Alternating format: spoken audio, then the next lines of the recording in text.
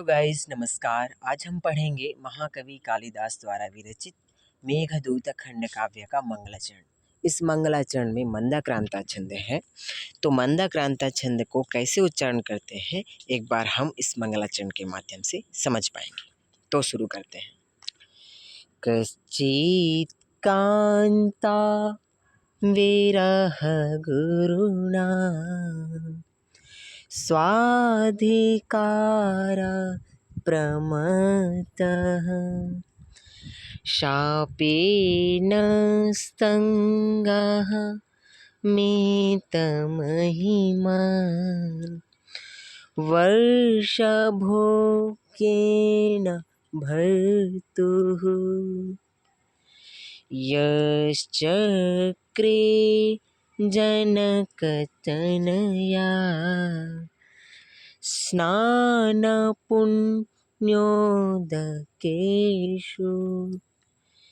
स्निग्धच्छाया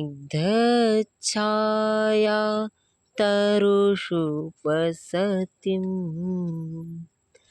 रामगिर्याश्रमेषु।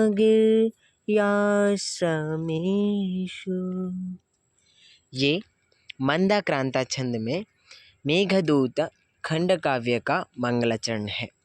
इसका अर्थ देखते हैं। कोई यक्ष था। आपको पता होगा मेघदूत दो भागों में बटा है, पूर्व भाग और उत्तर भाग। पूर्व मेघदूत और उत्तर मेघदूत। तो और इसमें नायक और नायिका कौन है? यक्ष और यक्षिणी। तो यहाँ पर क्या बता रहे हैं महाकवि कालिदास इस मंगलाचरण में? कोई यक्ष था अर्थात नायक था, वह अपने काम में असावधान हुआ तो यक्षपति ने उसे शाप दिया। वो काम में असावधान हुआ इसलिए शाप दिया। फिर वर्ष भर पत्नी का भारी विरह सहता रहा अर्थात सहो। क्या उन्होंने दिया? शाप क्या दिया कि तुम वर्ष भर पत्नी का भारी विरह सहो। ऐसा उन्होंने शाप दिया। किसको दिया? यक्ष को दिया। किसने दिया? यक्षपति ने दिया। अर्थात वो उनके जो गुरु इत्यादि थे उन्होंने दिया। इससे उसकी महिमा ढल गई। किसकी महिमा? यक्ष की महिमा ढल गई। उसने रामगिरी के आश्रमों में बस्ती बनाई, जहाँ घने छायादार पेड़ थे और जहाँ सीता जी के स्नानों द्वारा पवित्र हुए जलकुंड भरे थे। तो यक्षपति ने किसको शाप दिया? यक्ष को दिया। यक्ष अर्थात नायक को दिया। क्यों दिया? क्योंकि उन्होंने अपने काम में अर्थात स्वयं के काम में असावधान हुआ। कौन हुआ? यक्ष हुआ। इसलिए यक्षपति ने उन्हें शाप दिया। क्या शाप दिया? कि आप वर्ष भर अपने पत्नी का भारी विरह सहो, ऐसा शाप दिया।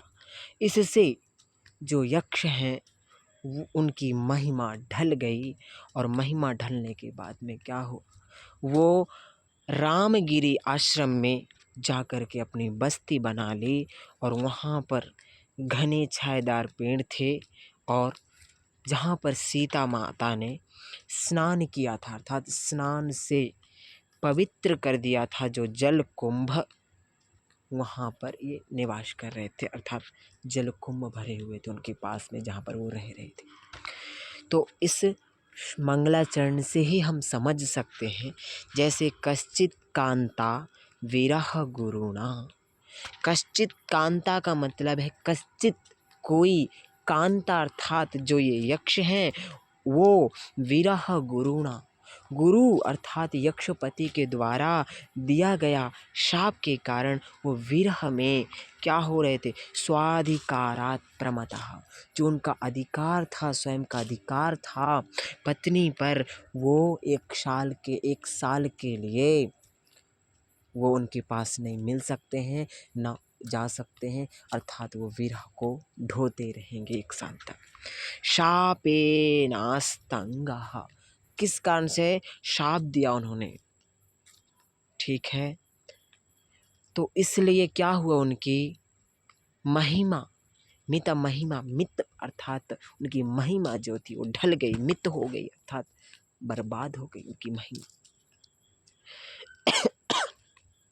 वर्षभोग्येण भर्तुः, अर्थात उन्होंने क्या कहा, वर्षभोग्येण, एक वर्ष तक, भोग्येण अर्थात तुम इसका भोग करो, अर्थात भार सहो इसका, भर्तुः भार सहो इसका। यक्षचक्रे, यक्षचक्रे जनकतनया स्नानपुण्योदकेषु, यक्ष चक्रे अर्थात जो यक्ष हैं वो कहाँ पर गए थे, रामगिरी में। वहाँ पर क्या था, जनक तनया, तनया मतलब पुत्री, जनक मतलब जनक की अर्थात सीता के द्वारा स्नान पुण्योदकेषु, जो उन्होंने स्नान करके, पुण्योदकेषु अर्थात उन्होंने उस सरोवर को या उस कुंभ को, जल कुंभ को पवित्र कर दिया था। वहाँ पर स्निग्ध छाया तरुषु वसतिम, स्निग्ध अर्थात बहुत अच्छी जो छाया है, किसकी, तरुषु वृक्षों की, वसतिम वहाँ पर ये यक्ष वसतिम रह रहे हैं। और कहाँ पर, रामगिरी आश्रमेषु, रामगिरी आश्रम के पास में वहाँ पर ये रह रहे हैं। कौन, यक्ष। क्यों रह रहे हैं, क्योंकि उनको शाप दे दिया गया है, किसके द्वारा, यक्षपति अर्थात गुरु के द्वारा, क्योंकि उन्होंने अपने कार्य में उल्लंघन किया था, बाधा पैदा किया था, इसलिए। तो गाइस, आप लोगों को समझ में आया होगा ये मेघदूत का मंगलाचरण। बहुत ही अच्छे से मैंने इसको गा के भी सुना दिया है, अर्थ भी बता दिया है। अब थोड़ा सा एक्सप्लेनेशन में इम्पोर्टेंट क्वेश्चन देख लेते हैं। महाकवि के कितने ग्रंथ हैं, महाकवि का है ना मेघदूत खंड काव्य, तो इनके बारे में थोड़ा सा देख लेते हैं। कितने काव्य इन्होंने लिखे हैं, कितने खंड काव्य लिखे हैं, कितने नाटक लिखे हैं।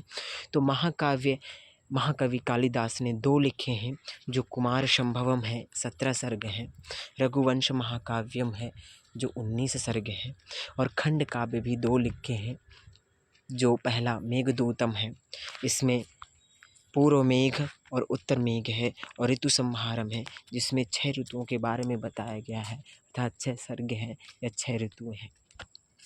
नाटक ग्रंथ हैं इनके 3, जो कुछ इस प्रकार है। अभिज्ञान शाकुंतलम है जिसमें 7 अंक हैं, मालविकाग्निमित्रम है जिसमें 5 अंक हैं, विक्रमोर्वशीयम है जिसमें 5 अंक हैं। विशेष यह है कि नाटक ग्रंथ में हमेशा अंकों में ही विभक्त रहते हैं, जो नाटक ग्रंथ हैं हमेशा अंकों में रहते हैं। आई होप आप लोगों को समझ में आया होगा ये मेघदूत का मंगलाचरण, थोड़ा सा एक्सप्लेनेशन कि महाकवि कालिदास ने कितने ग्रंथ लिखे हैं, इनकी पॉपुलर 7 है। तो आप लोगों को समझ में आया हो तो इस वीडियो को लाइक कर दीजिए, चैनल को सब्सक्राइब कर दीजिए, और आगे ऐसे ही और ग्रंथ का परिचय या कवि परिचय या मंगलाचरण इत्यादि के लिए आप सब्सक्राइब करके रखिए और कमेंट करिए एंड शेयर करिए। धन्यवाद।